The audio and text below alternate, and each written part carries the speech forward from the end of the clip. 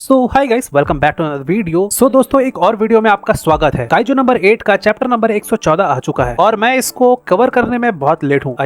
बहुत ज्यादा लेट हूँ। मतलब अभी जब मैं रिकॉर्ड कर रहा हूँ, लेटेस्ट चैप्टर आने में 9 दिन बाकी है, लेकिन ना कवर करने से अच्छा है तो कवर कर ही लेते हैं, भले लेट ही सही। मतलब ये वीडियो एक दो लोग तो देख ही लेंगे कम से कम। ओके, तो चैप्टर नंबर 113 के लास्ट में हम लोगों ने देखा था कि काइजू नंबर 9 ने काइजू नंबर 8 के कोर को स्टैब कर दिया है। और फिर ये जो लेटेस्ट चैप्टर है, मतलब चैप्टर नंबर 114, इसका शुरुआत एक फ्लैशबैक से होता है, जहाँ पे हम लोग को काइजू नंबर 9 का वही छोटा वर्जन देखने को मिलता है जो कि उसके मेमोरीज में दिखाया जा रहा था, वो कितना पहले छोटा था। और यहाँ पे काइजू नंबर 9 हमें बताता है कि एक दुबला पतला काइजू जिसके पास सोचने और समझने की ताकत थी। मैं पहले अपने बारे में यही सोचता था। मैं पहले अपने आप को इंसानों से छुपा के एक शांत भरी जिंदगी जीता था, लेकिन ये सब मैं उसी दिन तक सोचता था जिस दिन मैंने सीखा कि मैं इंसानों से ज्यादा ताकतवर हूँ। ओके, तो काइजू नंबर 9 का ये सारा बात बैकग्राउंड में चल ही रहा है। प्लस हम लोग को एक ह्यूमन दिखाया जाता है जो कि मरा पड़ा हुआ है, और हम लोग बैकग्राउंड देख के, मतलब जंगल वाला बैकग्राउंड है, और उस ह्यूमन के पास एक बंदूक भी है। तो हम लोग ये गेस कर सकते हैं कि ये एक हंटर है। मतलब आई थिंक जानवरों का शिकार करने के लिए निकला होगा, लेकिन इसी का शिकार हो गया, और इस हंटर को मारने वाला काइजू नंबर 9 ही है। ओके, तो फिर काइजू नंबर 9 हमें कंटिन्यू करके बताता है कि जिस दिन से मैंने सीखना शुरू किया, मुझे पता चला कि मैं कितना ताकतवर हूँ और ये इंसानों की दुनिया क्या है। और जैसे जैसे मुझे नॉलेज मिलती रही और जैसे जैसे मेरी क्यूरियोसिटी बढ़ी, मैं ऑब्सेस्ड हो गया और भी ज्यादा नॉलेज पाने में। और इसी नॉलेज ऑब्सेशन के चलते एक दिन मुझे वो मिला, या फिर ये बोलो कि मैं उसके तरफ खींचा चला गया। ओके, तो काइजू नंबर 9 की इतना बोलते ही हम लोग देखते कि काइजू नंबर 9 एक गुफा के अंदर घुसता है, और उस गुफा के अंदर उससे एक बड़ा सा काइजू मिलता है। और ये वही मेरिकी एरा का बड़ा सा काइजू है जो कि हम लोग को इसके मेमोरी में देखने को मिला था। मतलब जो पिछले चैप्टर के लास्ट में हम लोग को बड़ा सा काइजू देखने को मिला था जिसके बहुत सारे सर थे, बहुत सारे आंख थे, ये वही काइजू है। मतलब बेसिकली ये नॉलेज के पीछे इतना पागल हो गया कि ये खोजते खोजते उस काइजू के पास चला गया, उस गुफा के अंदर। सो इस फ्लैशबैक में यही दिखाया गया। ओके, तो फ्लैशबैक से बाहर आते ही हम लोग को प्रेजेंट में रेनो का सीन दिखाया जाता है, जहाँ पे रेनो बोलता है कि ये सारे काइजूस तो अचानक से रुक गए। और इधर इहारू भी रेनो से कम्युनिकेट करते हुए बोलता है कि हाँ, मेरे तरफ भी सारे काइजूस रुक चुके हैं। फिर इधर रेनो बोलता है कि इसका मतलब तो यही है। और इधर रेनो का बात कंप्लीट करते हुए इहारू बोलता है कि हाँ, तुमने सही सोचा रेनो, उस अंकल ने काइजू नंबर 9 को हरा दिया। और इसकी खुशी में रेनो काफका से कनेक्ट करते हुए बोलता है कि सर, आपने कर दिखाया। लेकिन फिर हम लोग को काइजू नंबर 8 और काइजू नंबर 9 और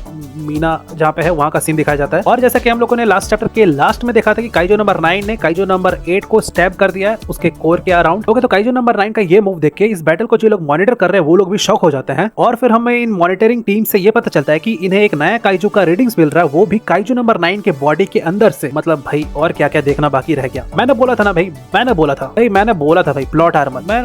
मैं शॉर्ट्स बनाया था उसके ऊपर भाई, मैं प्रॉपर बोला था कि भाई कुछ ना कुछ तो होगा ही होगा। और देखो हुआ, एक नया काइजू का रीडिंग्स मिल रहा है इन लोग को। और ये तुम लोग आराम से गेस कर सकते हो कि ये जो नया काइजू का रीडिंग मिल रहा है ये कौन सा काइजू हो सकता है। भाई पिछले चैप्टर में भी हिंट दिया गया और इस चैप्टर का शुरुआत में भी हमें फ्लैशबैक में हिंट मिला। अरे वही मेरिकी एरा का दाई काइजू। ओके, तो फिर जैसे इस नया काइजू का रीडिंग मिलना शुरू होता है काइजू नंबर 9 के बॉडी के अंदर से, हम लोग देखते हैं कि काफका के अंदर जो काइजू नंबर 8 है वो पागलों की तरह रिएक्ट करने लगता है फिर से। यस, ये सेम रिएक्शन हम लोगों ने पिछले चैप्टर में देखा था कि भाई काइजू नंबर 8 मतलब अजीब पागलों की तरह रिएक्ट कर रहा था कि मारो मारो सबको मारो, मार पैंचो। सॉरी, ये दिल्ली वाला एक्सेंट पीछे भी घुस गया था। सो यहाँ पे भी सेम रिएक्शन काइजू नंबर 8 का कि भाई मारो मारो मारो पेल पैंचो। तो फिर हम लोग को इधर काइजू नंबर 8 का पागलपन तो देखने को मिल ही रहा है। प्लस हम लोग देखते हैं कि काइजू नंबर 9 धीरे धीरे किसी और काइजू में ट्रांसफॉर्म हो रहा है। और इधर काइजू नंबर 8 इतना गुस्सा हो चुका है कि वो एक मुक्का मारने वाला होता है काइजू नंबर 9 को। लेकिन जैसे काइजू नंबर 8 काइजू नंबर 9 को मुक्का मारने वाला होता है, तभी काइजू नंबर 8 का वही हाथ कट के दूर फेंका जाता है। और ये जो काइजू नंबर 9 का अटैक था काइजू नंबर 8 के ऊपर, ये अजीब था, क्योंकि इस अटैक में ऐसा लगा कि काइजू नंबर 9 ने कोई मैजिकल स्पेल या फिर कुछ जादू वादू कोई चैंट का यूज किया, ना कि कोई फिजिकल अटैक। और फिर हमें पता चलता है कि ये सब जो अटैक है ये वही दूसरा काइजू है जिसका रीडिंग हमें काइजू नंबर 9 के बॉडी के अंदर से मिल रहा था, और जिसके वजह से धीरे धीरे काइजू नंबर 9 का बॉडी ट्रांसफॉर्म हो रहा है थोड़ा थोड़ा। मतलब तुम इसका पिक्चर देख ही सकते हो कितना अजीब लग रहा है कि भाई बीच इतने सारे आंख। और फिर हम लोग देखते हैं कि ये जो नया काइजू है वो एक बार पलक झपकाता है तो फिर काफका मतलब काइजू नंबर 8 बहुत दूर जाके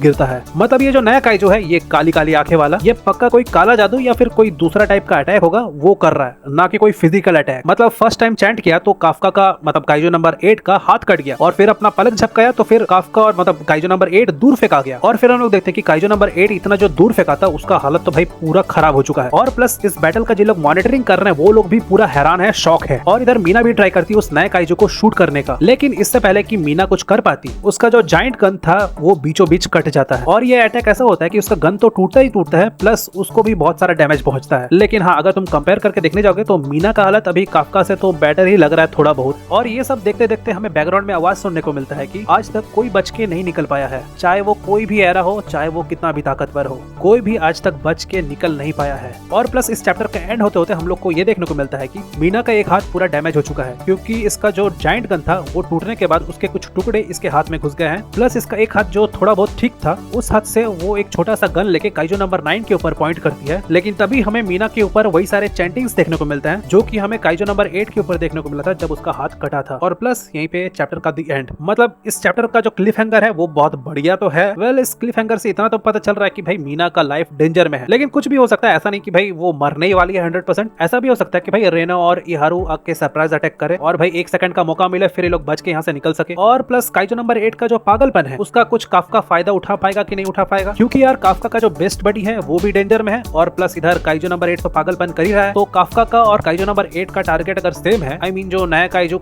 नंबर 9 का बॉडी से निकल रहा है वो, तो व्हाई नॉट, कुछ सरप्राइज हम लोग को देखने को मिल सकता है काइजो नंबर 8 के फॉर्म में। वेल, वो तो नेक्स्ट चैप्टर में पता चलेगा कि भाई क्या होगा क्या नहीं होगा। वेल, अगर तुमको मेरा एक्सप्लेनेशन सही लग रहा है तो फिर तुमको भी पता है कि क्या करना है। और यप, मिलते हैं नेक्स्ट वीडियो में, तो फिर सायोनारा।